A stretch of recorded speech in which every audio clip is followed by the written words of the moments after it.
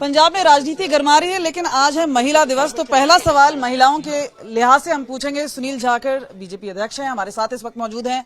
Sir, 100 रुपए की छूट मिली है एलपीजी सिलेंडर पे, लेकिन उसे पब्लिसिटी स्टंट भी बोला जा रहा है। ये महिलाओं की ओर कदम है या फिर लोकसभा चुनाव को देखते हुए?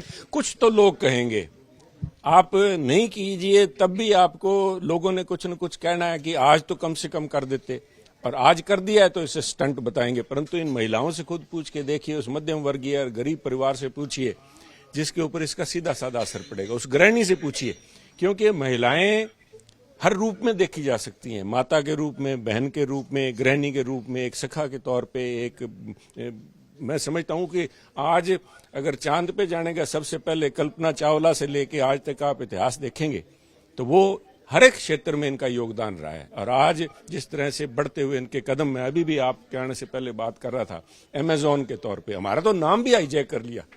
एक विदेशी कंपनी, मैं समझता हूं सबको मिलके एक इसके ऊपर एक क्लास एक्शन होना चाहिए कि ये अमेजोन को किस तरह से हाईजैक किया। Each one of them is a Amazon, they are warrior in their own right, चाहे वो सोशल मीडिया पे काम कर रहे हैं। महिलाओं की ये बात करें तो महिला एमपी हैं, परनीत कौर हैं, उन्होंने जिस तरह से टिप्पणी की है, एक तो उनका जो फॉर्मल इंडक्शन है वो कब तक हो जाएगा, और दूसरी बात उन्होंने एक अहम चीज कही है जो कि बोल रहे हैं कि कैप्टन अमरिंदर का रोल है अलायंस करवाने में अकाली दल और अगर हम बात करें बीजेपी की। देखिए, वो सीनियर लीडर हैं, उसमें मैं समझता हूँ बीजेपी के या पंजाब के नहीं, is a national level leader, उस किस्म के नेता मैं समझता हूँ आज बड़े चंद हैं देश के अंदर। सो मैं समझता हूँ पंजाब के विकास के लिए, पंजाब की बेहतरी के लिए जिनका जो भी योगदान है, उसके लिए किसी को मैं समझता हूँ बताने की या रोशनी दिखाने की जरूरत नहीं है। सबको उनका योगदान मैं समझता हूँ, इसी को मद्देनजर रख के बीजेपी उनके ऊपर पूरा भरोसा करके उनसे सलाह मशवरा जरूर कर रही होगी। तो ये क्या माना जाए, ये तय है कि ये अलायंस हो रहा है? क्योंकि 8-5 का फॉर्मूला है, कोई 7-6 बोला, बट 8-5 का फॉर्मूला कहीं बनता हुआ नजर आ रहा है। देखिए, ये फार्मूला मैं समझता हूँ बेहतर रहेगा, जो करवाने वाले हैं, जो करने वाले हैं, ये फैसला दिल्ली में होगा।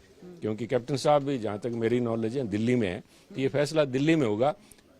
स्टेट यूनिट की उसमें इनपुट ली जाएगी, तो उसके लिए जब होगा तो मैं जरूर आपसे अपने विचार साझा करूंगा। एक आखिरी सवाल आपसे पूछना चाहेंगे, क्योंकि आपके प्रतिद्वंदी हैं आम आदमी पार्टी है, आज उन्होंने भी अपना लोकसभा का कैंपेन लॉन्च किया है, और वो भी बात करें साथ में, आपके जो दूसरे प्रतिद्वंदी हैं वो कांग्रेस पार्टी है, जो कि बिखरी हुई एक पार्टी नजर आती है।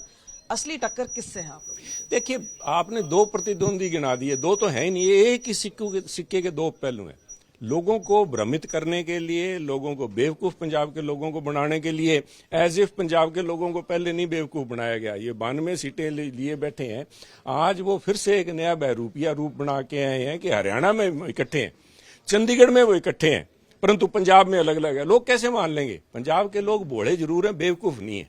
ये बेवकूफ बनाना चाह रहे हैं दोनों।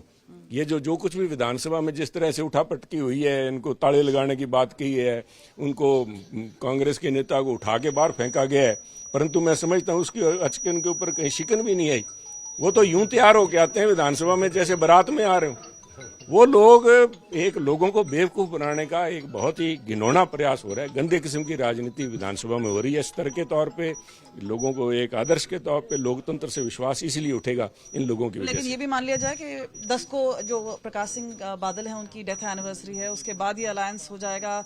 जेपी नड्डा के आने की बात हो रही है, अमित शाह के आने की बात हो रही है। बातें बहुत हो रही हैं, बातें तो सब कुछ भी हो रही हैं, परंतु जब तक कोई नतीजा नहीं आ जाएगा, मैं समझता हूँ किसी भी किस्म का कमेंट करना, कम से कम मैं इनकी तरह हवाई पतंगे नहीं होगा, अचानक से होगा। सुनील जाखड़ जो कि हमसे बात कर रहे थे। कैमरा पर्सन चांदीराम के साथ कमलजीत संधू।